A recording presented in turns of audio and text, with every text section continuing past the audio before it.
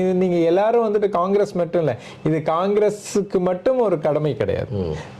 இந்த டெமோக்ராட்டிக் சிந்தனை இருக்கக்கூடிய அனைத்து மக்களுக்கும், எதோச்சதிகாரத்தை எதிர்த்து போராடுகின்ற சிந்தனை இருக்கக்கூடிய அனைவருக்குமான ஒரு விஷயம் வந்துட்டு பிஜேபி எதிர்க்கணும்.